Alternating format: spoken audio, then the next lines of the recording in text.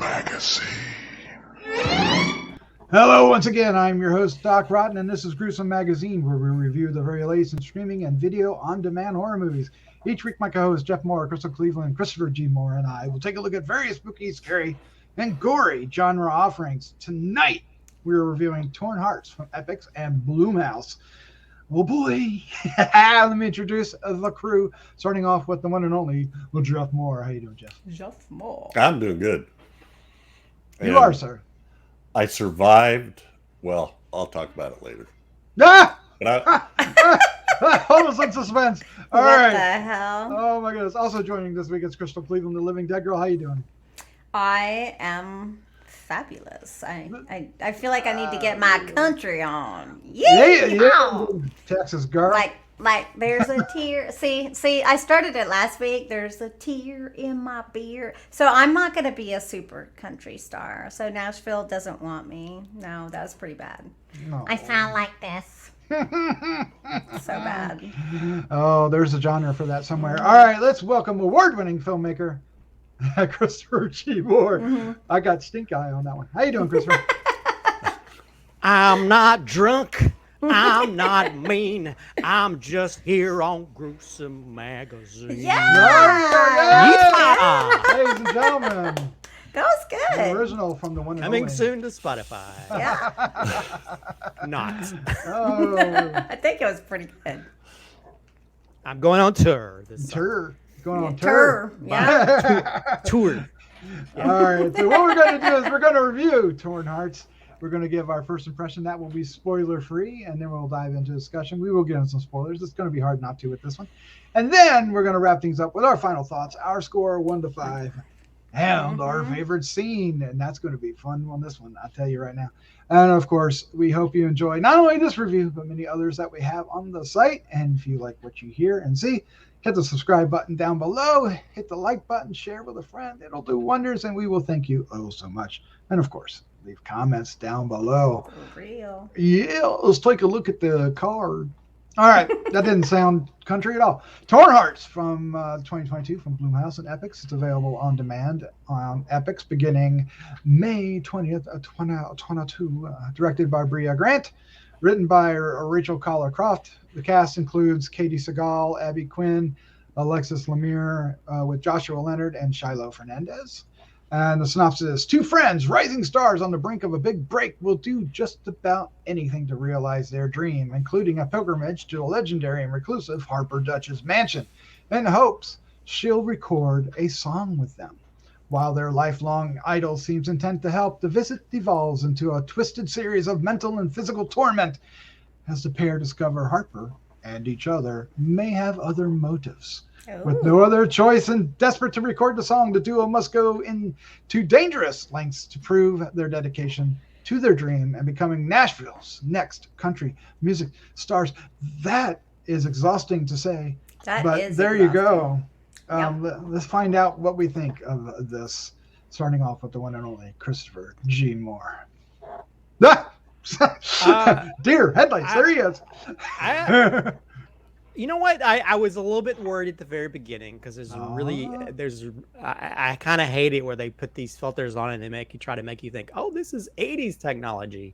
And in the very beginning, this felt like one of those music industry TV shows, like Nashville or something, or Empire. And I was like, oh, this feels like TV movie. But I think it starts to hit its stride, especially once we get into the country music star's house and stuff, and it gets better. I think Katey Sagal is amazing in this movie. Yes.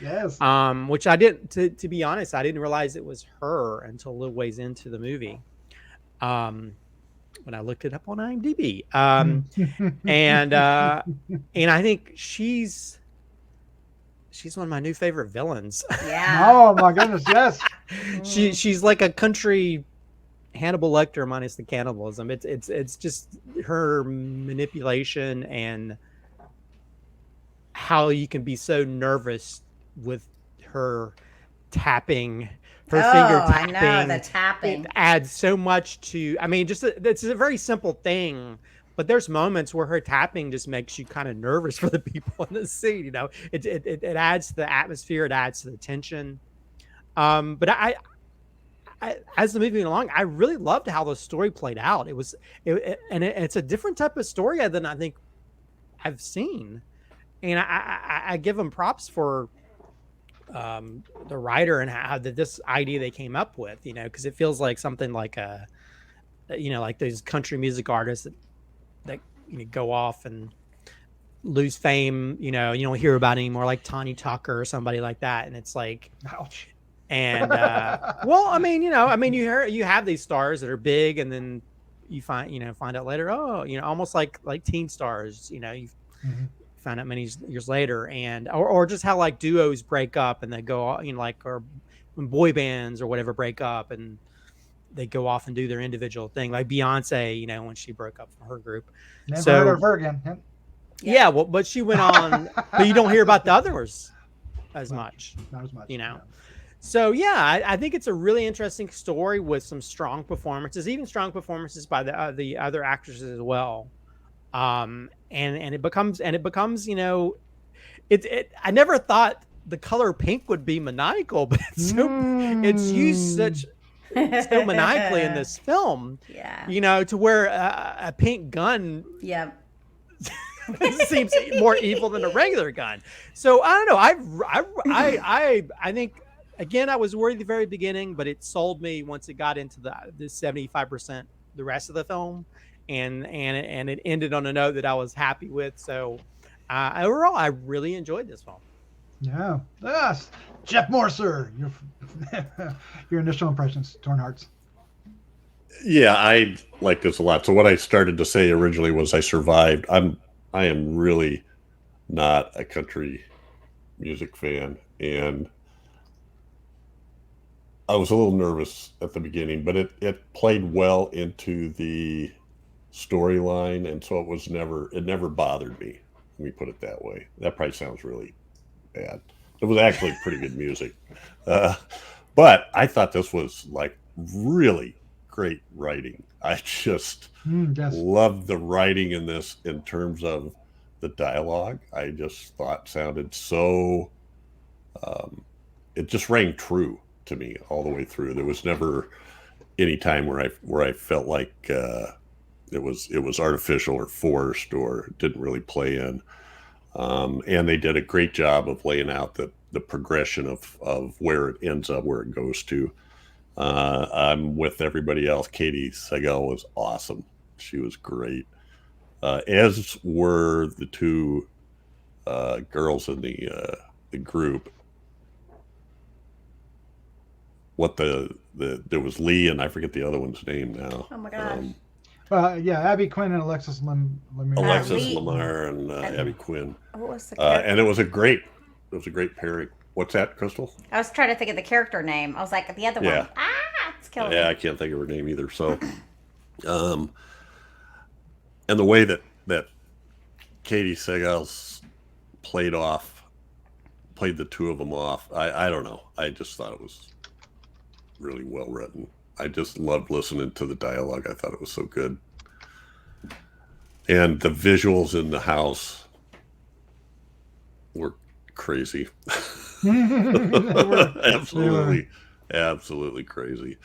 And it goes some dark places. So there's definitely some horror there. Yeah. Yes, there is. Crystal, what was your first impression? Torn Hearts. Okay, so Katey Sagal makes this movie for sure for me. I mean, she is fabulous. Now, the two female leads are equally great. I think they're wonderful, and they're a perfect accent, and they do a great job of holding their own. But Katey just, man, she brought it. Just with the look, it's like, you know exactly what's going on in her head. I just think, and I don't know, maybe she's just getting sexier even as she's getting older, but I was like, damn, girl, like she's just, I think the power that she kind of like just puts out is really intoxicating. this movie is very unique. I think Brea did an amazing job directing, by the way. I think that I really liked a lot of her shots. I liked a lot of the way she set up the scene. Like Jeff mentioned, the set design was really great because you still have this whole very feminine home, but how it's run down just to a point, to a degree, how some of the furniture is outdated. I just think everything is like definitely in its place. The mannequins, the weirdness, the creepiness is very interesting. It's not a scary movie. I will say that. Like I don't think this is going to be a scary movie for people, but it is a horror film for sure. It's definitely a psychological thing, and you can kind of see, like in the mouth of madness type things going on in her brain. It's definitely a very female driven film, and I love that Brea is doing that. Like she's been working really. I think she's definitely like promoting a lot of female power in her films, female writers, heavily female casts, and I really appreciate that. I think it's wonderful. This one I think is probably it's probably my favorite. It's definitely my favorite she's directed, because the other one I was like, but it's funny too. It's funny. I mean, some of the lines just killed me. So yeah, wow. I just keep going on. Okay, I liked it. Sounds like you liked it. Yeah, the other one being 12-hour shift. We should yes. All right. And the two actors, two character names are Jordan and Lee. Jordan, thank you. Yes, thank Jordan. you. Yeah, that's a country name. Jordan. All right. I thoroughly enjoyed this. I think it's a great film, and I think Brea Grant, she does her growth from 12-hour shift to this is extraordinary. I mean, she is quite an accomplished director in this film. I was really impressed and amazed what she did. Like you were talking about, the tapping of the fingers, the angle on that, sells it even more so, right? So there's a lot going on here that I think she does.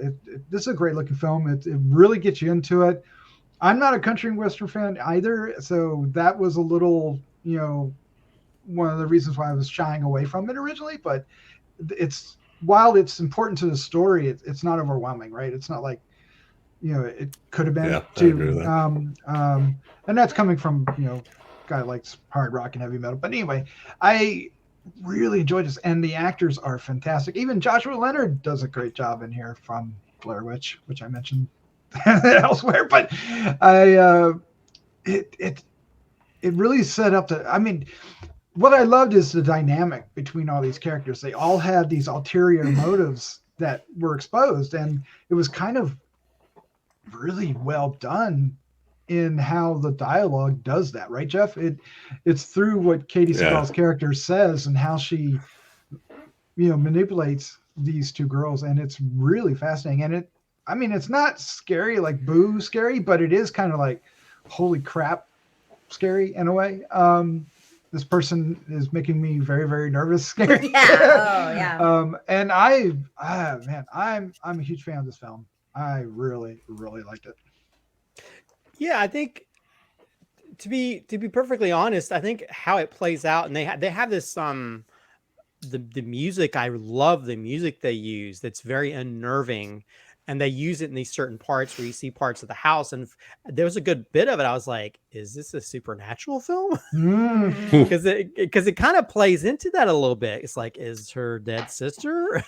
I was wondering or if is we she were going to bring her dead sister back to life? I mean, there's elements of that I was like, oh. And I think not really knowing 100% how it's going to play out just made it kind of interesting for me. But yeah, I think all the different things come together, And I am not a big country music fan either, although my parents forced me to listen to a lot of early country music, like, Conway Twitty and Dolly Parton, and but I feel like the music in this is much more pop country, which I was a big fan of Shania Twain back. Okay, thank you. I saw her in concert. Which She's I amazing. felt like this was like evil Shania Twain. Yes, it is. It's like, ooh, I feel like a killer. So, but I think again, I think if we didn't have Katey Sagal as like this corner pin to everything that's happening, I think this would be a different movie. I think her sort of subtle menace, or how she just plays into certain things, and just like you talked about like how they do a great job of filming the tapping, or because and we're already in Spoilerville, but there's a great moment where she just sits there and drinks and watches them beat the shit out of each other. Oh my God, that was so amazing. But she's so like, her manipulation is, it shows how evil she is, how she knows like her part, and she knows how her sister is, and she plays these two against each other because of the same relationship that she had with her sister. Yeah, I mean, she starts it off, when she does finally let them in the house, and the first thing she asks, okay, who's the more talented one, right? She's immediately trying to pit them against each other. Yeah.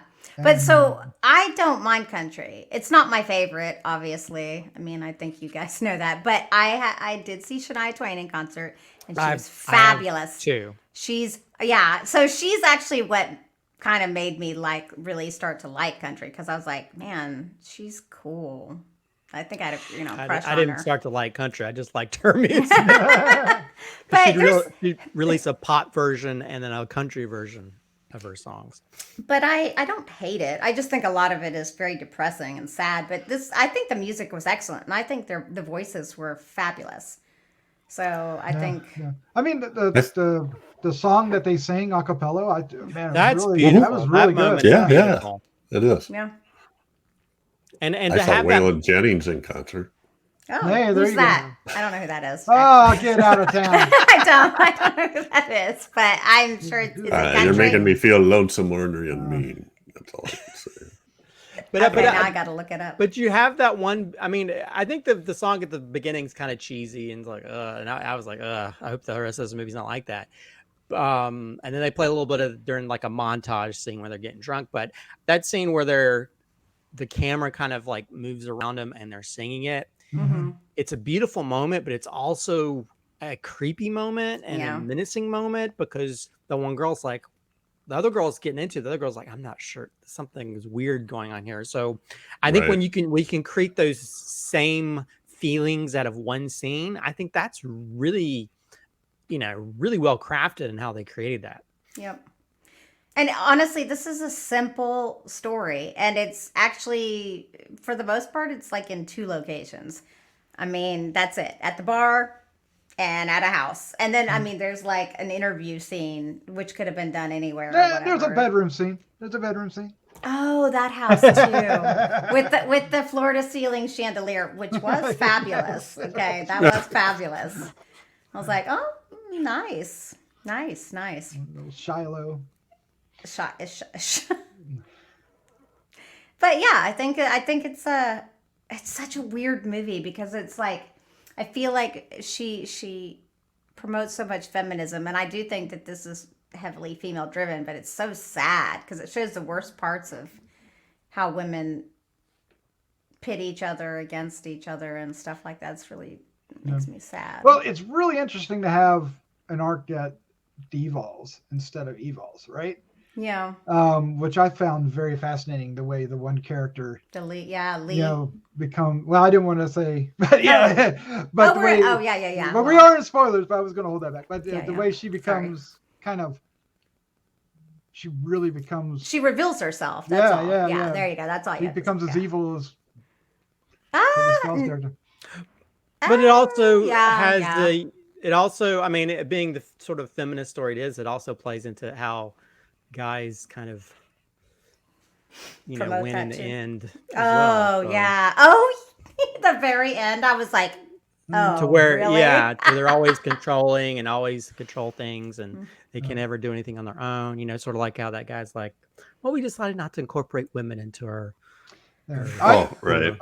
And I thought the pacing and the timing was near perfect, especially the final scenes with the girls.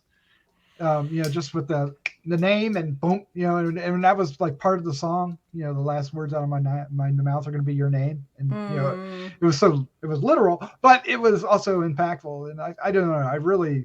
This movie really impressed me. I was like, why is this not in the theater? Why is this not going to the theater? This is a theatrical film.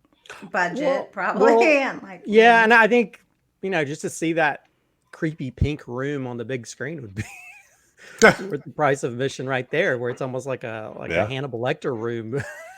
Ooh, yeah.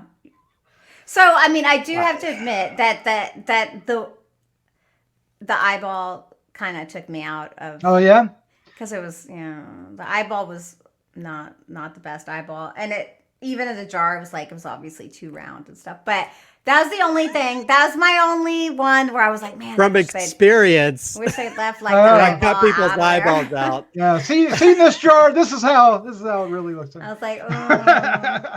That's the only. That's after the only you thing clean I was them and prep them, then they're round. I'm sorry. I love I hate to even bring it up, but I love the finger scene. Yes. Oh, yeah. Perfect. Yes. And they did a good job because it was clearly silicone, but she didn't push on it too hard because I could tell she was about to.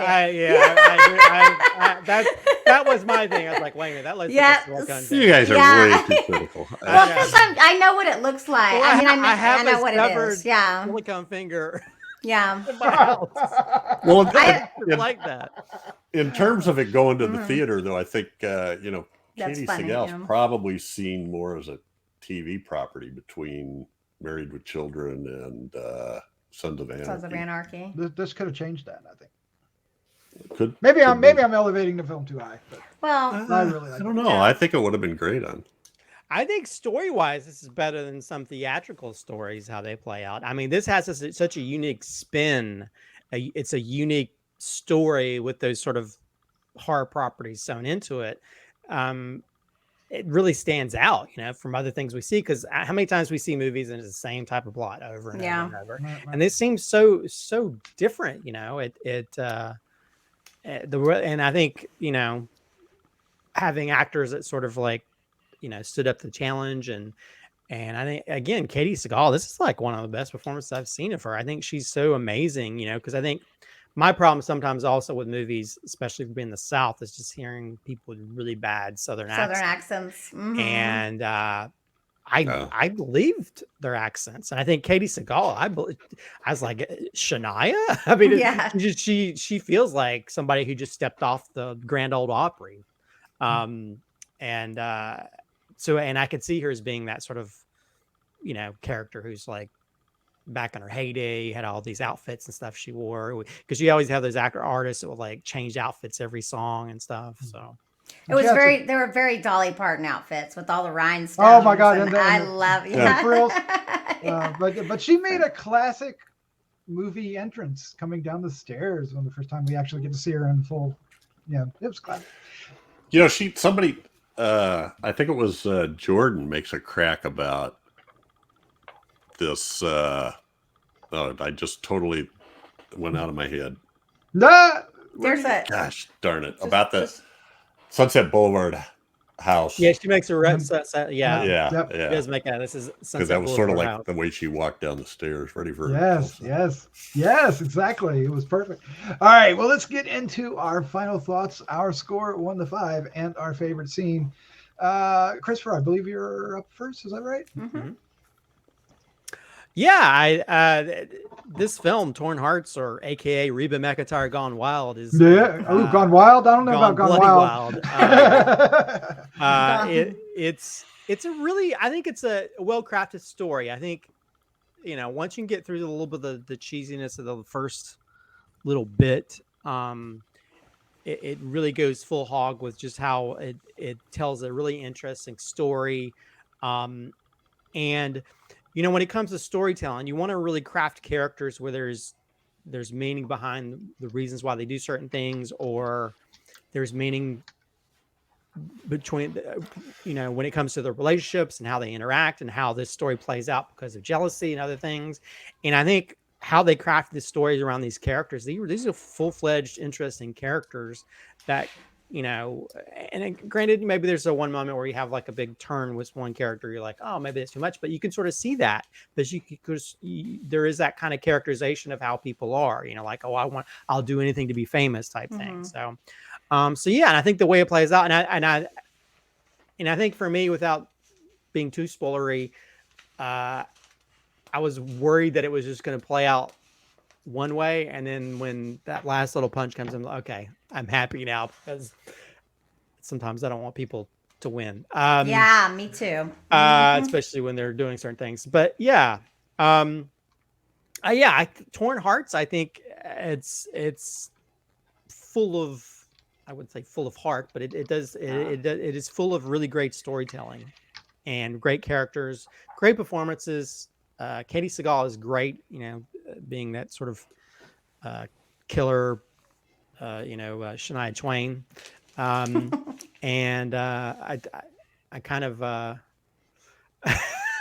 I kind of wish we just make films where we just go back in the past and show her killing people or something. Oh my God, that'd be awesome. But I think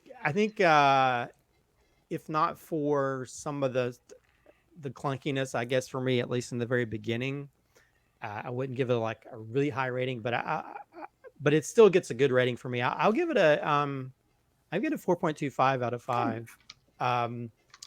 I think overall, I think it's a really, really fun, interesting story with great characters, great production design. And again, they made pink creepy in this, and that is a rare feat. Like really like bright pink. Yeah, because I mean, this is like Pepto-Bismol. This is like pink, country giallo. Oh wow! I like I'm that. going to trademark that. This Giallo is country pink. giallo. Yeah, because there's a whole room that's like Southern there's a Gothic pink giallo. light, and instead of that red light or green light, that pink light just if you go into a fully pink room, I'm running the other direction. As for favorite scene, there's so many great scenes in this. I'll have to say when she finds the secret room, I think just the look of that room and the things she finds are really, that's the kind of stuff that you peel away different layers, like, oh, what the hell's in this? And you just, you get into more creepy stuff, and to where this wasn't just some kind of straight, horror thriller. That just added that extra layer to it that I love. Twisted layer at that. Twisted pink layer. Nice. But yeah, that's my favorite scene. That sounds like a donut. Jeff Morser, you're up next. Your final thoughts, your score, favorite scene, Torn Hearts. Yeah, I think y'all ought to check this out. If this, because it really is I don't know if it's a revelation, because after watching Sons of Anarchy, I learned what a great actress Katey Sagal could be, but yeah, she's really awesome in this, and so are the other two leads, Alexis Lemire and Abby Quinn. And I think what you said about Brea Grant, I think she's really kicking it, and the idea that the writer in this is also female with not a lot of credits to her name, but I think she knocks it out of the park as well. And just the direction, the setups, the house. You're Christopher. I keep thinking of, whenever you keep talking about the pink, I'm thinking of when one of them wakes up in that bed. Oh yeah, And you have that's posts with the are shirt. like, oh my God, how pink can you get? Anyway, go 4.25 as well. Did I blink out there? 4.25 as well. And favorite scene, I got to take when Joshua Leonard's character, who I think was something like Bobby Riley Jones or something like that. I don't remember exactly. I think it was, because she calls him Dick later on. So on purpose. Yeah, when he gets his just desserts, I guess, but also leading up to that, because he just won't. You're sitting there going, I'm thinking to myself, some people just don't know when to shut up. I know. Yep. He just keeps talking, and you can see her tension ramping up and her finger tapping, and you're just waiting to see what's going to happen. Yep. Pretty excellent. Loved it. Crystal, you're up next. Your final thoughts, your score, favorite scene?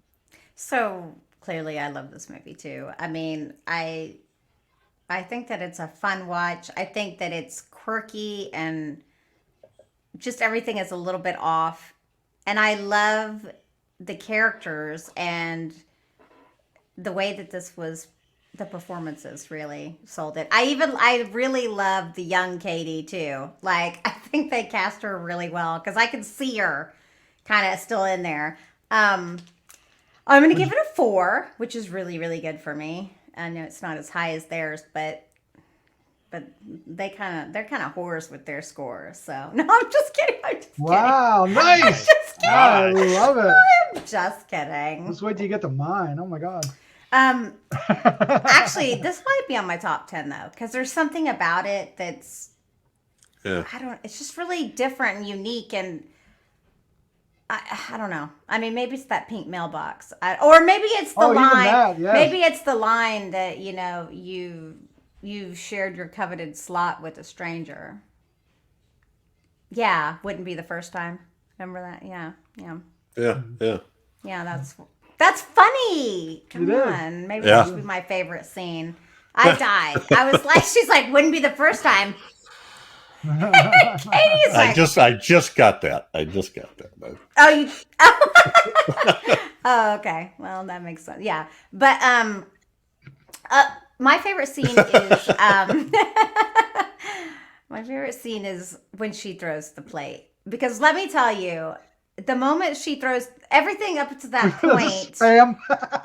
yeah, everything to that point though was kind of weird and odd and maybe a little mean, but it wasn't overt until she threw that plate, and that's the moment that I would have been out of that house.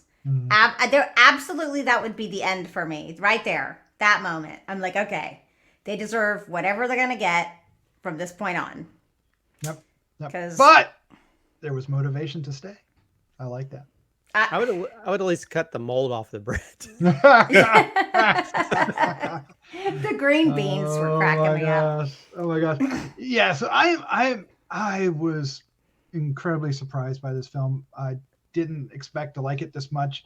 I love the 3 main characters and the dynamics between them. I love the dialogue between them. I love the motivations, the character arcs between them. And Katey Sagal is a terrific villain in this. Really strong performance. All around, but Katey kind of stands out. No disrespect to everybody else, but wow, she really is. She's really the glue in this movie.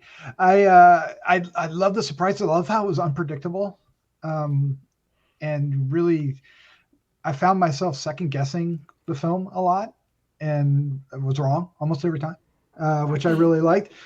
And it's very simple. Like you said, it's straightforward. It's about these 3 characters. We get a couple other people, but just barely. And it has something to say too. It has something to say about there's underlying themes about ageism and against women, and how the fair shake, and how maybe friends aren't friends, and how you use there's just all these kind of things that has a lot to say without smacking you over the head with it.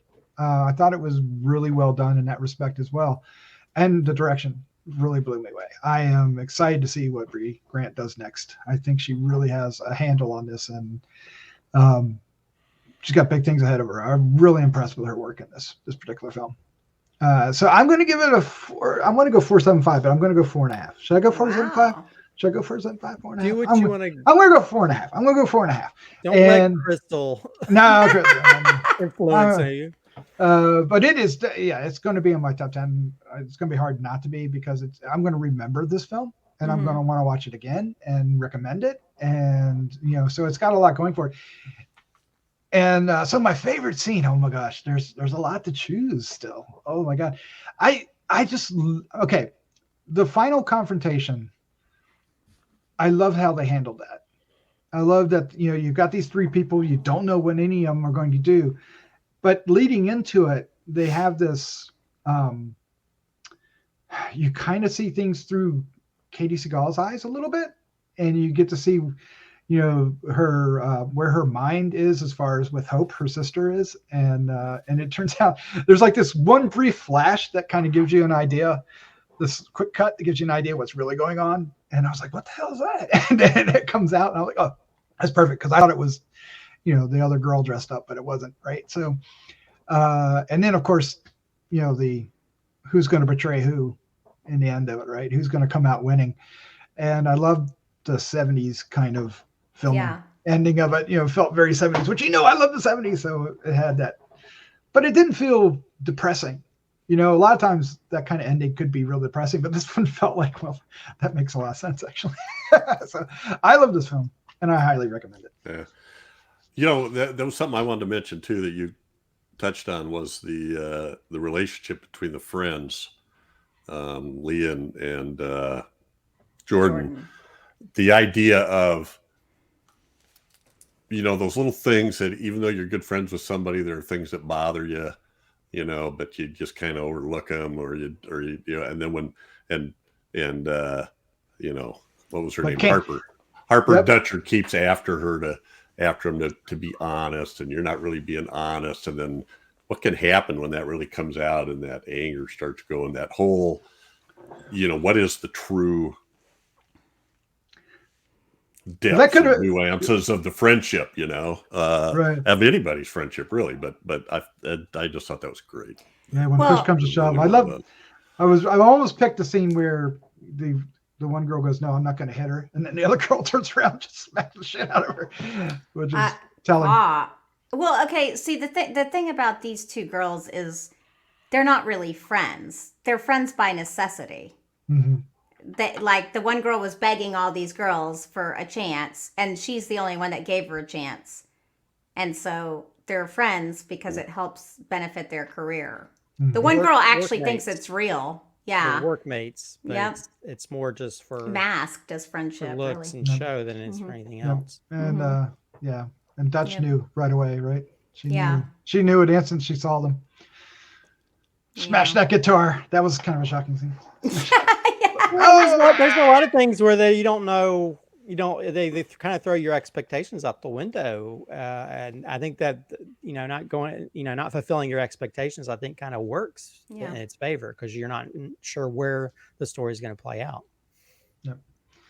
All right, there you go. That's our review for Torn Hearts. Look for it out there on Epix and from Blumhouse, and let us know what you think of it down below, please. Jeff, Crystal, Christopher, thank you for joining me. It's a lot of fun.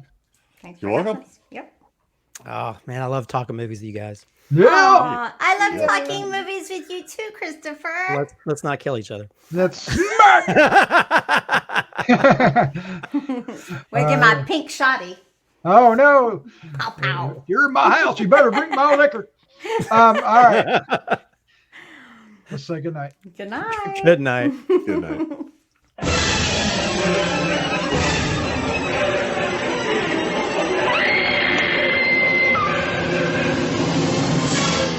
Gruesome Magazine.